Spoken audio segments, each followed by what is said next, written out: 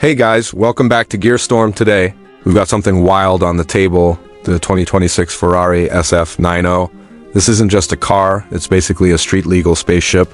It's Ferrari's flagship hybrid hypercar, and it brings together crazy performance, stunning design, and cutting-edge tech in one insane package. Let's break it down, so let's start right from the front. The face of this car is aggressive. It's low, sharp, and sculpted to slice through the air. You get sleek LED matrix headlights with that iconic Ferrari scowl and massive functional vents all across the bumper and hood. Everything here isn't just for show. Those front air channels are pushing air through and under to give you actual downforce.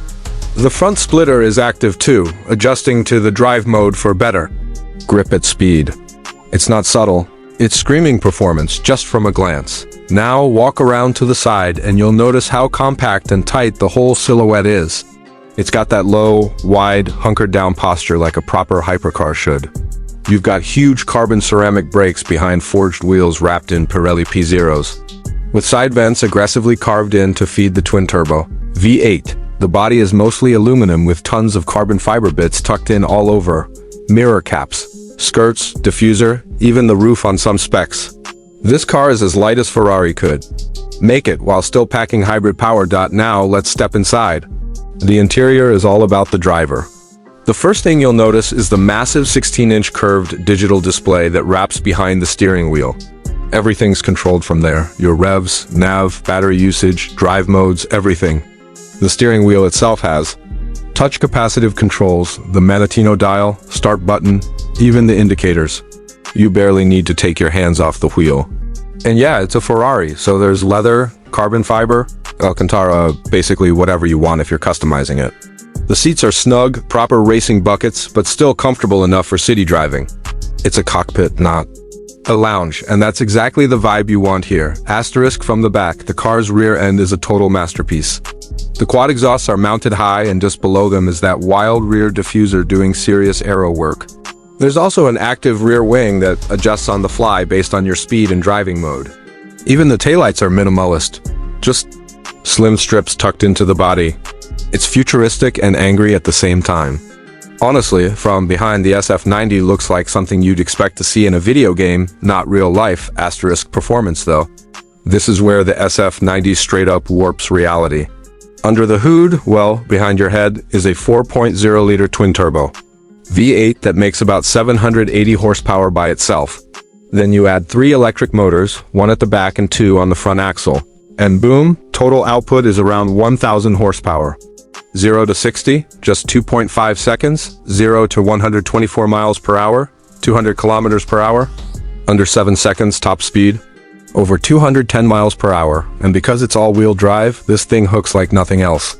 The torque from the electric motors gives you instant pull, and the V8 just screams as it revs out. And here's the kicker, it can drive purely on electric mode too. There's a 7.9 kilowatt-hours battery that lets you drive around 15 miles without touching the engine. Perfect for silently cruising through the city or pulling up to a spot like a boss. But flip the mode to qualify and it throws everything at once. Electric motors and engine combined for maximum performance. The gear shifts from the 8-speed dual clutch box are razor sharp. And the way this car corners, it feels like it's glued to the road. Driving it feels like piloting something out of a Formula 1 simulator. It's raw, precise, but also incredibly refined. It's got Ferrari's ESSC system for torque vectoring, regenerative braking, traction control, the whole deal. It's basically a computer-controlled beast that somehow still feels like a driver's car. Now let's talk money.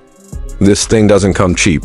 The base coupe version starts around $525,000. The Spider version, which gives you the open-top experience, starts around $575,000. But realistically, with all the customizations, carbon packs, wheels, interior, trim, special paint, you're probably looking at $600, $700K or even higher. Some builds cross $900,000, but hey, if you're buying an SF90, price probably isn't your first concern. It's about owning one of the fastest, most advanced Ferraris ever built. Bottom line, the 2026 Ferrari SF90 is a masterpiece. It's Ferrari going all in on hybrid tech without sacrificing soul. It's brutally fast, aggressively beautiful, and surprisingly usable. You can daily it in electric mode or destroy a racetrack in qualify mode. It's the kind of car that makes your heart race just looking at it. So what do you think? Coupe or Spider? Drop it in the comments. Hit that like button if you felt the adrenaline, and make sure you subscribe to Gearstorm for more car deep dives like this. Catch you in the next one.